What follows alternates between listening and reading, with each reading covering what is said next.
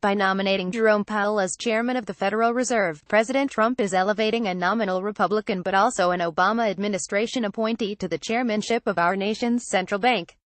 Many consider the chairmanship to be the second most powerful position in the U.S. government. This is not the first time something similar has happened. In 2006, President George W. Bush appointed Ben Bernanke, also a nominal Republican at the time, who on leaving the Federal Reserve registered as a Democrat. No wonder that Democratic Sens.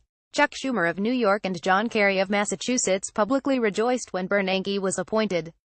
They correctly surmised that he was closer to them philosophically than to President Bush.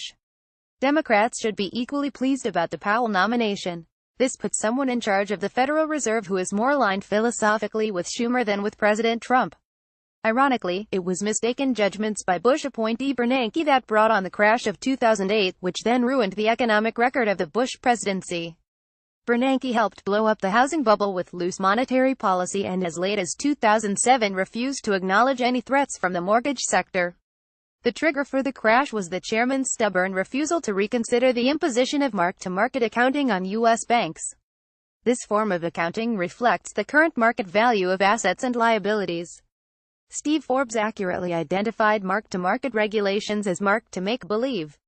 They were guaranteed to make the entire banking system insolvent. When Bernanke finally relented and announced the termination of mark-to-market, the stock market bottomed only a few days later and thereafter soared as more easy money was poured in.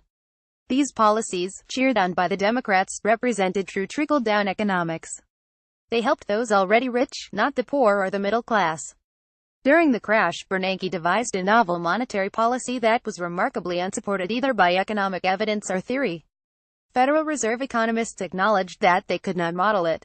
The stated purpose was to protect Main Street, although it was obvious that Wall Street and not Main Street was being bailed out. What was not so obvious was that the real intention was to rescue a tottering federal government debt system. It is illegal for the federal government to sell its debt directly to the Federal Reserve. This prohibition has been circumvented by the device of first selling the debt to Wall Street, which then resells it to the Federal Reserve. The latter buys the debt with newly created money, so in effect the government has simply created new money and used it to finance itself. The system is so complicated that few people, even in Congress, understand how it works. Bernanke feared that the federal government would have too few buyers for its debt if Wall Street firms went under, so he moved to save them and at the same time guarantee a steady supply of buyers of U.S. Treasury debt. Some of Bernanke's steps in 2009, in particular the buying of mortgages, violated the plain language of the Federal Reserve Act, but Congress obliged with legislative fixes after the fact. Bernanke was also trying to reassure foreign central banks, which were also buying U.S. bonds from Wall Street. Toward this end, many of the direct bank bailouts by the Federal Reserve went to foreign banks. Current Federal Reserve Chairwoman Janet Yellen was a close ally and acolyte of Bernanke.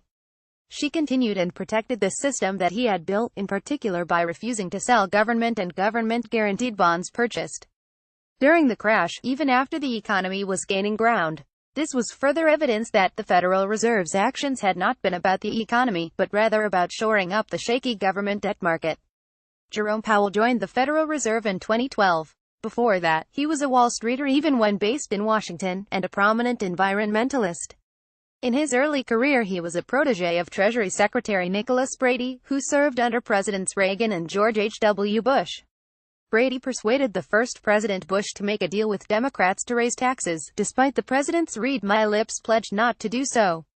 This bad advice is generally thought to have led to President Bush's loss in his re-election bid.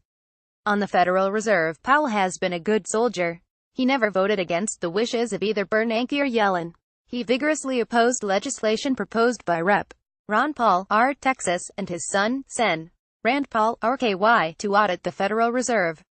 The Paul legislation would have penetrated some of the secrecy of the Federal Reserve, which finances itself off-budget with newly created money, notwithstanding the Constitution's requirement that government spending be approved by Congress.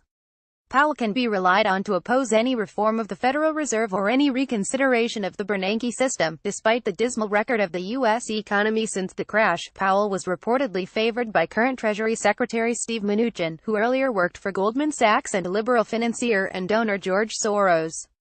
Mnuchin made campaign contributions to President Obama, Hillary Clinton and even Kamala Harris, who is now a Democratic senator from California. He is widely perceived to represent the interests of Wall Street, and of those with Democratic leanings in the Trump administration.